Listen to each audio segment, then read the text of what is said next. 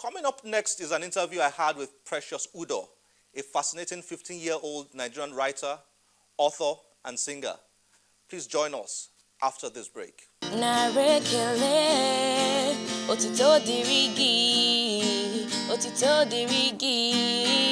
Imarama song anamakmanika basi Imarama ebube narekele otito dirigi Imarama song anamakmanika basi Imarama.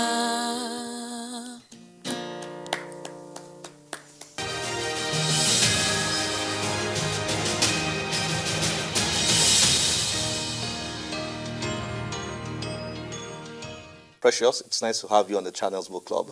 Thank you. Same here. Congratulations. Nice book. Thank you very much. You write, you play music. Yes. Correct. You play the guitar. Yeah. You are 15. Yes. How did you develop this interest? For me, unlike what most people feel like that they don't have so much time to develop their talent as much as they would want to, or they just don't have interest in it. I have actually taken the course and I've decided to, go along with it. I mean, it's something God gave me, so I have to use it to bless other people around me. So about the book, that started when I was 9. That was actually my very first book. Then 9. Yeah, 9. When I was 9, I was in primary 6 then. Okay. So I used to write up short stories. I cut up a piece of paper out of my notebook and write. And I would sell for like maybe 20 naira, 10 naira, then it was just for fun. And my friends were like, okay, it's good. Okay, and I went home. I told my mom about it, told my dad about it. And they just said, fine. I know they put it at the back of their minds until years later. That was when I was in JS2. And they were like, okay, we want to actually publish this book for you. And I was very happy, I'd forgotten about it anyway. Even when I was in JS1, my best friend then used to tell me, Precious, you're good, why don't you publish? I was like, I'm working on it. I'll try and see what I can do. And it just came out that way. It just came out that way. Now tell me, when and how did you start writing? Before 9, you must have. When did you develop interest in books?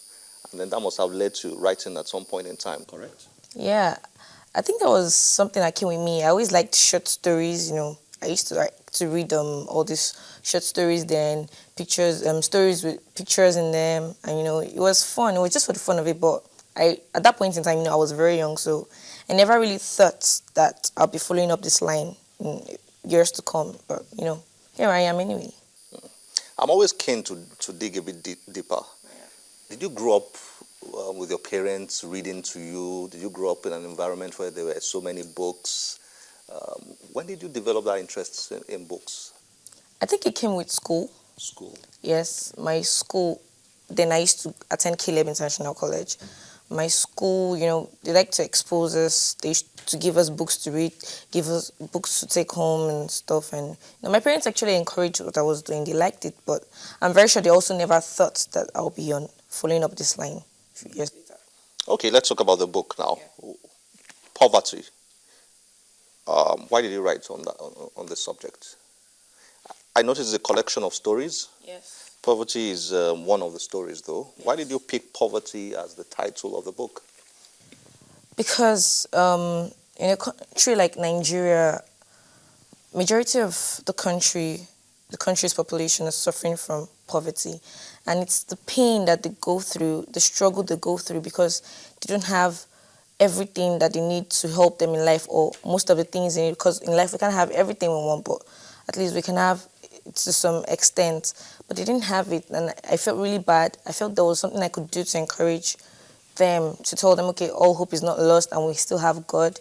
And if you just look up to Him, if you read through my story, you find Bible passages where they can actually refer to help themselves. And then I also noticed that poverty doesn't come in only one way. There are diverse forms of poverty. There's financial poverty, which is what comes to everybody's mind when you talk about poverty. But then we also have academic poverty, social poverty, mental poverty.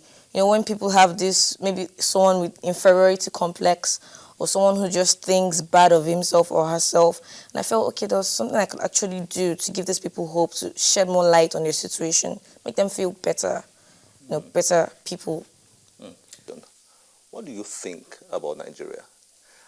I could almost say forget about the cameras. Just tell, what do you think about Nigeria? Is there hope for Nigeria? Are you optimistic about Nigeria? Are you discouraged about Nigeria? Share your thoughts with us. When you ask people what do you think about Nigeria, especially when they are on camera, they want to say good things and stuff. But actually, I believe there's hope for Nigeria, and I feel Nigeria is a blessed country, and I believe in the decades that we've achieved to build the country. Our forefathers before us, and even the present generation now, what we've been trying to do or what we've been doing, I feel there's hope for Nigeria. There's something we can actually do, but I feel we're not digging so deep, or some people are not having so much faith in the country, or some people are not trying as hard as they should try to make the country better. But I believe that something good can actually come out of Nigeria. Nigeria is a blessed country. We have people with talents. I mean, everything God brings into the world is not by mistake. There's always a purpose for it. But it's one thing to have a purpose and one thing to actually achieve or work towards achieving that purpose, which is what many people are not doing, what many Nigerians are not doing. But I believe that Nigeria is actually a stronger, better, more beautiful country than what we see it to be. That's interesting. Now, I asked a 16-year-old boy that same question, and he said, hopeless. Now, tell me, your generation, do they share your view or his view about Nigeria? Most of them. I'd say most of our generation share the view of that 16-year-old boy, because now everybody's just looking at the side attractions. Okay, we're looking abroad, what's going on in America, Tanzania, and all the beautiful countries we see outside the world. Even some of us have been there. We have influential parents who have the money to make us go that far. But at the same time, I believe that's not encouraging. That isn't what we should be doing, because the teenagers or this generation of other countries are actually happy about their country. Fine, their forefathers have probably done it right, or probably they've gotten there, but we haven't. And we should be believing in ourselves and giving each other that strength. But one man cannot build a country. We need everybody to come together, put heads together, put ideas together. One man doesn't have the talents everybody has. One man doesn't have the idea everybody has. So when you bring ideas here and bring it here, I think that's the way other countries, especially like America, I believe that's how they actually built their country to be that strong and that beautiful and that wonderful. And we can also do the same for Nigeria, but we need faith, which is what we don't have. It's good. Let's go back to your writing now. How far do you want to take it? This is your first book. Yes. How many more should we expect? Do you want to write more books, more novels? Or is this just one thing you've done now and you may just never get back to doing? As I said before, it's something I actually want to follow up with. It's not just the hobby. It's not just something I'm good at. It's a talent. And like I usually tell people, our talents are like tools given to us by God. And when you just keep them aside, they become totally useless. There's no use for them. Why are they there? They're there so we can use them to make things better. Okay, so it's a talent you intend to I intend to follow develop it. over the develop years. And follow it up. So are you working on a novel now? Yes, I'm working on a novel presently, and I think before summer it should be ready. Even though it's not published, at least I should have finished it by then. Who's your favorite Nigerian writer? I have a lot. I have a whole lot. But I love Chinua Achebe. I've read Things Fall Apart. I think that's my favorite book that he has written. It's so sophisticated and African. I know, you can actually connect to what was happening back in those days. Even though I wasn't born there, But every time I read the book, I feel like, I'm actually tranced into that kind of community, that kind of setting. And then I also love Chimamanda Ngozi Adichie. I think she's one writer who at her young age, in this generation, has actually been able to do what many young writers have not been able to do. She's achieved so much at her level, and she's actually one of my role models. I'd like to be at that point too. Okay, music. That's another passion you have. Oh, and you have your guitar here. Yeah. You're going to play it before you leave here. Well, tell me about your love for music. as people say, music suits the soul of a savage beast. I really love that saying because I think it's true. Um, Music is part of culture. I don't think there's any culture that doesn't have anything to do with music. I mean, no matter how boring we feel the music may be or how non-classic it may be, but I think every music has something to do, a part to play in every culture, and it's part of culture. It's part of fun, and the kind of melodies you bring in, they can lift someone's spirit, lift someone's soul, give someone hope, give someone life, or just enjoy the melody and you feel wow. I mean, this is really good. I mean, yeah, music does. So when did you start playing the guitar? Yeah.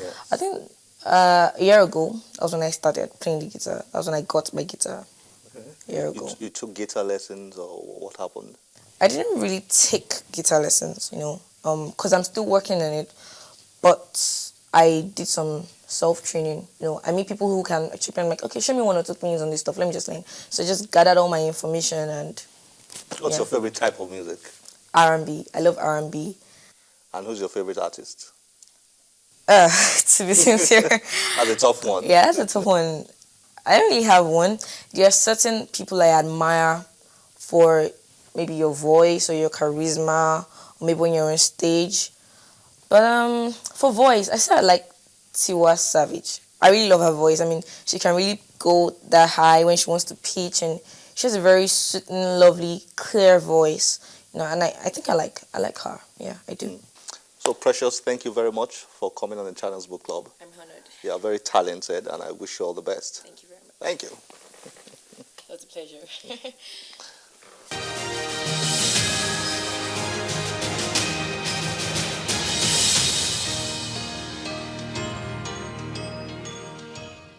I hope you have enjoyed today's show.